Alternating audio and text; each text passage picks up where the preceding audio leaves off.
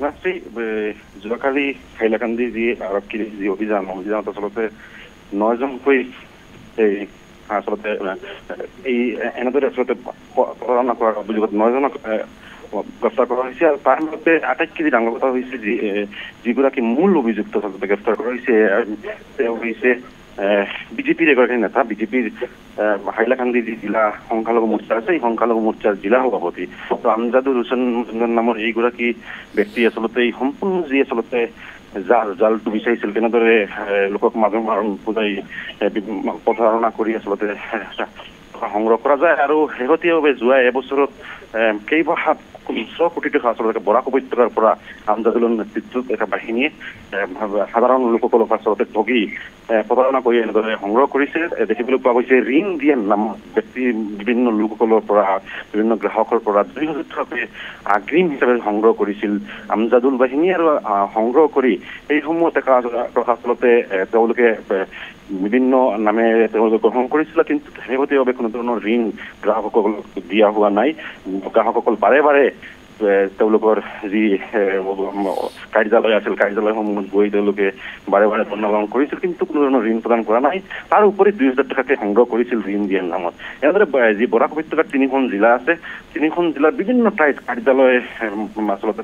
কাৰ্যালয় খুলি এনেদৰে টকা সংগ্ৰহ কৰিছিল বিভিন্ন বাহিনী লগাই ঠায়ে ঠায়ে বিভিন্ন গাঁৱৰ পৰা যিসকল সহজ সৰল লোক আছিল সহজ সৰল লোকসকলক টাৰ্গেট কৰিছিল আমজাদুল বাহিনীয়ে বিশেষকৈ বৰাক উপত্যকাৰ যিসমূহ চাহ বাগিচা আছিল এই চাহ বাগিচাৰ শ্ৰমিকসকলক টাৰ্গেট কৰিছিল আমজাদুল বাহিনী আৰু টাৰ্গেট কৰি এইসকলৰ পৰা ঋণ দিয়াৰ নামত বিভিন্ন ঋণৰ নামত আচলতে 2,000 টকাকৈ আগ্ৰিম টকা সংগ্ৰহ কৰিছিল কিন্তু শেহতীয়াভাৱে কোনো ধৰণৰ ঋণ কোনো গ্ৰাহকে পোৱা নাই আৰু বিভিন্ন ঠাইত এনেদৰে প্ৰতিবাদ সাব্যস্ত হৈছিল কেইবামাহ পূৰ্বে শিলচৰত গ্ৰাহকসকলে প্ৰতিবাদ সাব্যস্ত কৰিছিল শিলচৰৰ প্ৰতিবাদ সাব্যস্ত কৰাৰ পাছত শিলচৰ আৰক্ষীয়ে এইসকলক কেইবামাহ পূৰ্বে আচলতে আটক কৰিছিল কিন্তু শেহতীয়াভাৱে যি ৰাজনৈতিক বলেৰে এই আমজাদুল বাহিনীয়ে সেই সময়ত শিলচৰত পাৰ পাইছিল কিন্তু যোৱাকালি হাইলাকান্দিৰ আৰক্ষীয়ে এটা অভিযানত নামি আমজাদুলৰ যি বাহিনী আছিল পুৰা গোটেই যি আচলতে যিসকলক লৈ এই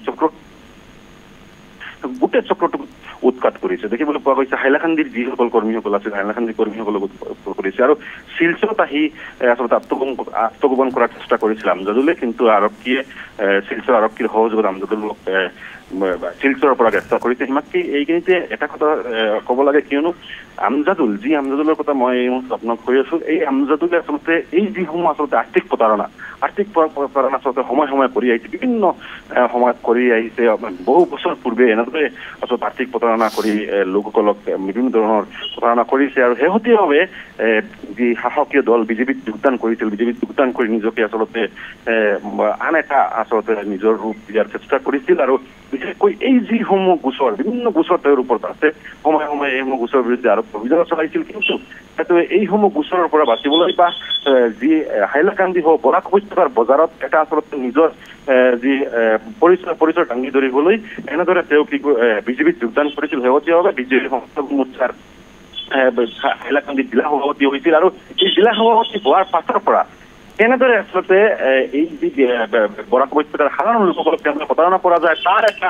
সন্ধি তেওঁ ৰচনা কৰিছিল তেওঁ এটা আচলতে সম্পূৰ্ণ বিষয়ে পৰিকল্পনা কৰিছিল আৰু এই পৰিকল্পনা মাফিক এটা নতুনকৈ এটা কোম্পানী তেওঁ সৃষ্টি কৰিছিল কোম্পানী তৈৰি কৰি দেখিবলৈ পোৱা গৈছিল সিংগানী ফিটনেক নামৰ এটা কোম্পানী তেওঁ তৈৰি কৰি এই কোম্পানীৰ মাধ্যমে বৰাক উপত্যকাৰ যি 3খন জিলা আছে 3খন জিলাৰ গাঁৱৰ সাধাৰণ ৰাইজৰ পৰা এনেদৰে প্ৰতাৰণা কৰিছে ঋণ দিয়াৰ নামত 2,000 টকা সংগ্ৰহ কৰিছে কাছাৰ জিলাৰ পৰা বিভিন্ন গাঁও বিভিন্ন চাহ বাগিচাৰ পৰা শ্ৰমিকসকলৰ পৰা ঋণ দিয়াৰ নামেৰে টকাসমূহ সংগ্ৰহ কৰিছিল লগতে হাইলাকান্দি বিভিন্ন বাগিচা বিভিন্ন গাঁও যিসমূহ গাঁৱৰ সাধাৰণ লোকসকলে আচলতে বিশেষকৈ এই যিসমূহ বিষয়লৈ খুব বেছি অৱগত নহয় এইসকলৰ পৰা তেওঁলোকৰ টকাসমূহ সংগ্ৰহ কৰিছিল কৰিমগঞ্জৰ পৰাও এটা দেখিবলৈ পোৱা গৈছিল এটা বাহিনী তেওঁ তৈৰি কৰিছিল এটা বাহিনী লগাই আচলতে তেওঁ এইসমূহ টকাসমূহ সংগ্ৰহ কৰিছিল আৰু অতি আচলতে চতুৰতাৰে এইসমূহ টকাসমূহ আমজাদুলে সংগ্ৰহ কৰি আছিল বিশেষকৈ দেখিবলৈ পোৱা গৈছিল বিলাসীভাৱে যিসমূহ কাৰ্যালয়সমূহ তৈৰি কৰিছিল একেবাৰে বিলাসী কাৰ্যালয় তৈৰি কৰিছিল আৰু কাৰ্যালয়সমূহ একদম একেবাৰে যিসমূহ কাৰ্যালয় আচলতে তেওঁ বজাৰত আচলতে এইসমূহ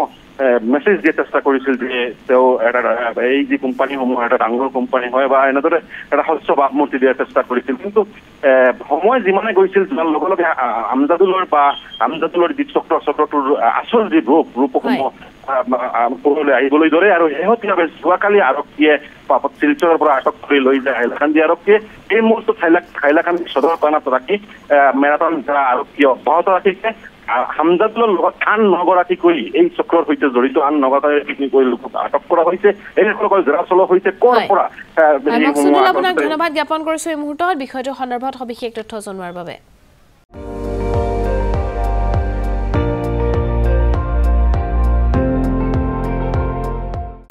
আপুনি চাই আছে ND24